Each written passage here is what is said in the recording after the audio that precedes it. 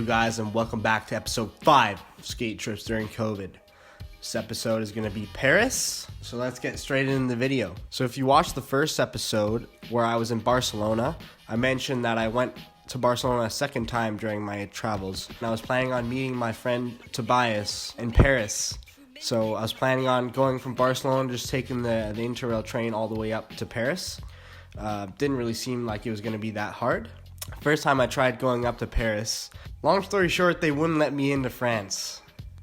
They pretty much just escorted me back to Spain. Like, they just kicked me out of the country, and they even gave me like a full-blown notice. Like, you've been kicked out of the country, you can come back whenever you have a negative PCR test. Police drove me back to the border, and I took the train back to Barcelona, and then I had to I had to try the next day, so I waited a freaking whole entire day, and then I finally got in the next day, which was super awesome, so I was super hyped when I got into France. I ended up meeting my homie there at the hostel, and first thing I did was put down all my shit and drink a huge ass beer. So rewarding.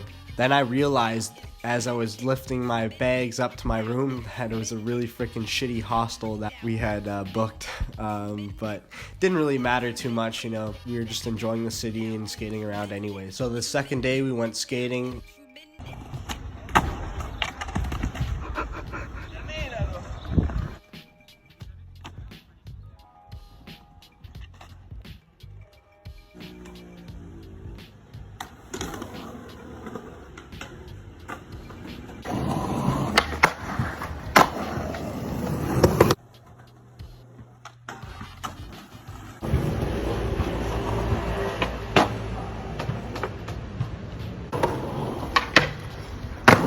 Found a couple different parks that we skated and looked at.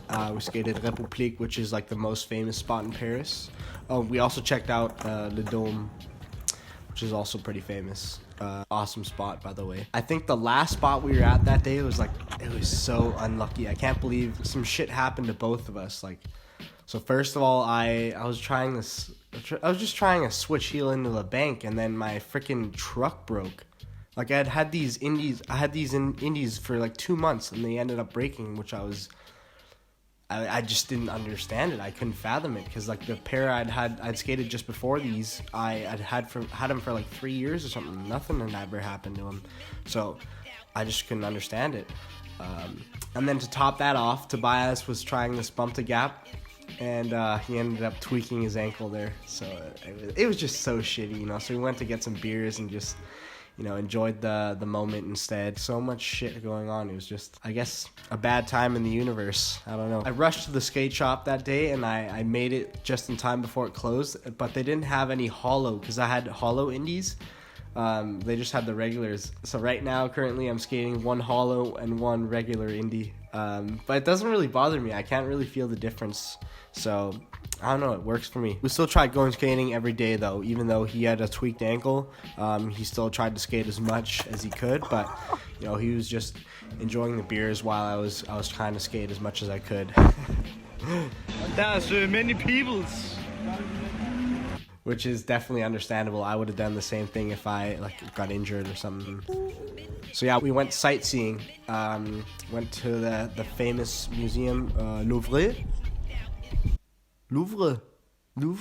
I'm not French, I don't know how to say it. Anyways, we saw the good old Mona Lisa there. It was super tight, way smaller than I expected, but pretty cool experience. It's free to go if you're under 25, so if you're ever in Paris, you might as well check it out. It's free.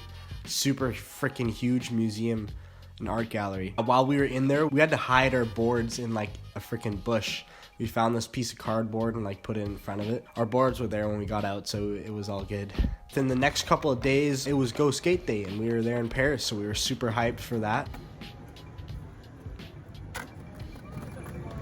Adidas was even putting Tyshawn commercials down in the metro, where it's not too often that you see a skateboarding commercial in somewhere like a metro station or so I was super hyped on that. We went to this, it was pretty much just a slappy spot, there weren't too many other things to skate than slappies, but they had a freaking sick contest there. They had a huge speaker that was made out of skateboards, and I think film trucks. I think the logo is a piano, so they had literally built a piano into an obstacle. It was like a super weird obstacle, but people were doing tricks over it. They were grinding it. It was crazy. I think Dustin Dolan was there too, but it was a super sick contest. Crazy. Yeah, and like I think within the next day, we even attended like this huge LGBTQ Black Lives Matter thing. It was crazy. The streets were filled, which was super sick. It was kind of tight to be a part of that. And then I think the last day there was like this National Music Day or something. So we literally just left our hostel and it was just a freaking whole entire party in the streets of Paris.